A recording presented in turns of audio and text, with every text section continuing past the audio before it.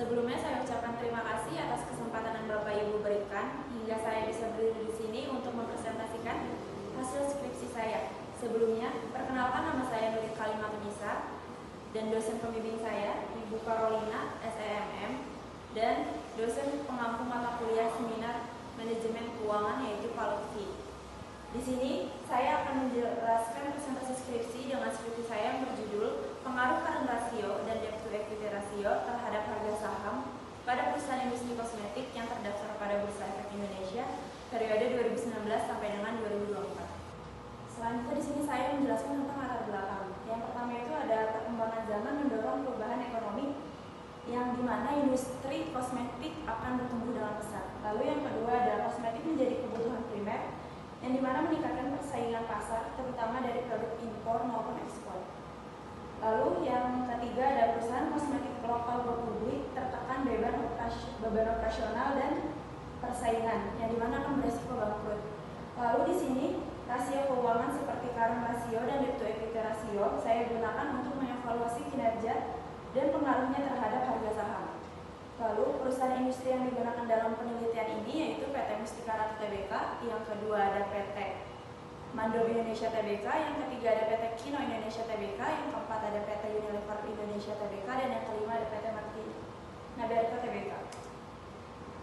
Lalu di sini ada rumusan masalah. Yang pertama, apakah current ratio berpengaruh secara parsial terhadap harga saham pada perusahaan industri kosmetik yang terdaftar pada Bursa Efek Indonesia periode 2019 sampai dengan 2024. Lalu rumusan masalah yang kedua yaitu ada apakah debt to equity ratio berpengaruh secara parsial terhadap harga saham pada perusahaan industri kosmetik yang terdaftar pada Bursa Efek Indonesia periode 2019 sampai dengan 2024. Lalu yang ketiga, apakah current ratio dan debt to equity ratio secara simultan berpengaruh terhadap harga saham pada perusahaan industri kosmetik yang terdaftar pada Bursa Efek Indonesia pada periode 2019 sampai dengan 2023. Lalu di sini saya akan menjelaskan definisi operasional variabel. Di sini ada dua variabel yaitu variabel independen dan dependen. Variabel independen yang saya pakai yaitu ada current ratio yang dimana kemampuan perusahaan memenuhi kewajiban jangka pendeknya dengan rumus aktiva lancar dibagi dengan utang lancar dikali 100%. Lalu variabel independen yang kedua saya menggunakan debt to equity ratio yang dimana untuk menunjukkan seberapa besar perusahaan dibiayai oleh utang dibandingkan dengan ekuitas. Rumusnya, total kewajiban dibagi dengan total ekuitas dikali 100%. Lalu, variabel dependen di sini saya menggunakan harga saham yang dimana nilai harga saham perusahaan yang mencerminkan ekspektasi investor terhadap kinerja perusahaan. Indikator yang digunakan untuk harga saham yaitu harga penutupan atau closing price. Lalu di sini ada hipotesis. Hipotesis yang pertama yaitu current ratio berpengaruh signifikan terhadap harga saham. Hipotesis yang kedua debt to equity ratio berpengaruh terhadap harga saham. Dan hipotesis yang ketiga current ratio dan debt to equity ratio secara simultan berpengaruh terhadap harga saham. Di sini ada metode penelitian. Di sini saya jenis penelitian saya yaitu kuantitatif dengan pendekatan deskriptif. Data yang saya dapatkan itu data laporan keuangan perusahaan industri kosmetik tahun 2019 sampai dengan 2024 yang berupa laporan posisi keuangan atau neraca. Lalu yang ketiga ada sampel, ada 5 perusahaan kosmetik yang terdaftar di Bursa Efek Indonesia. Yang pertama PT Mustika Ratu Tbk, yang kedua PT Mando Indonesia Tbk, yang ketiga ada PT Kino Indonesia Tbk, yang keempat ada PT Unilever Indonesia Tbk, dan yang kelima ada PT Martina Berta Tbk. Di sini teknik analisis yang saya gunakan yaitu regresi data panel dengan menggunakan software Ifuse versi 12. Hasil dan penjelasan regresi.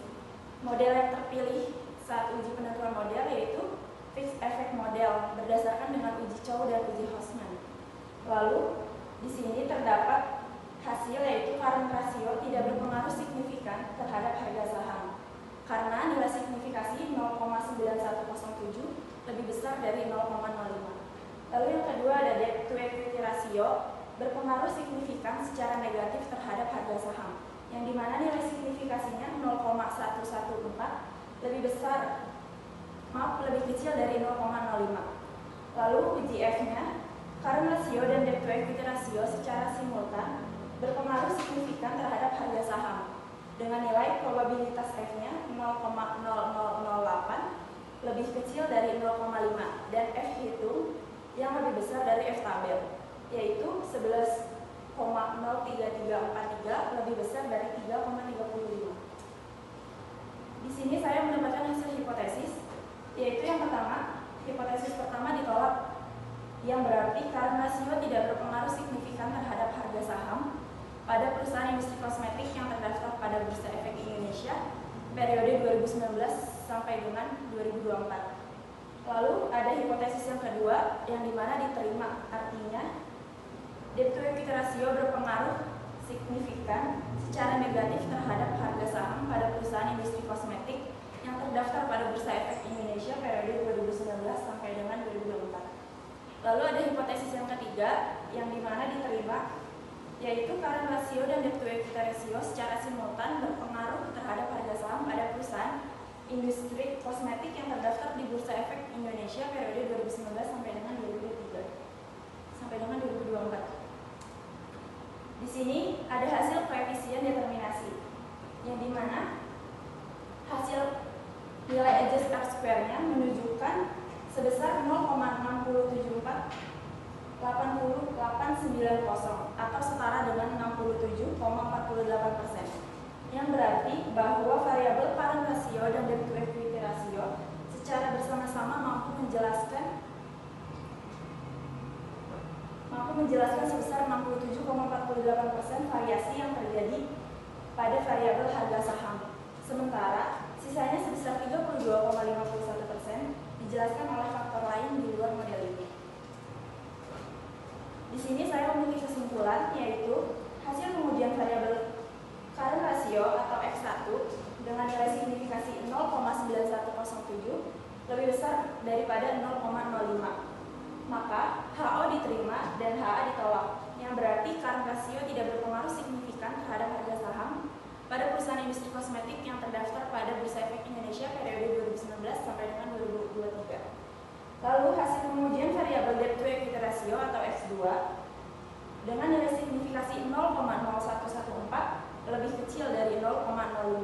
Maka HO ditolak dan HA diterima, yang berarti debt to equity ratio berpengaruh signifikan secara negatif terhadap harga saham pada perusahaan industri kosmetik yang terdaftar di Bursa Efek Indonesia periode 2019 sampai dengan 2024. Yang ketiga, yaitu hasil uji hipotesis secara simultan menunjukkan bahwa nilai probabilitas 0,0008 lebih kecil dari 0,05. Maka HO ditolak dan HA diterima, yang berarti current ratio dan debt to equity ratio secara simultan berpengaruh terhadap harga saham pada perusahaan industri kosmetik yang terdaftar pada Bursa Efek Indonesia periode 2019 sampai dengan 2024.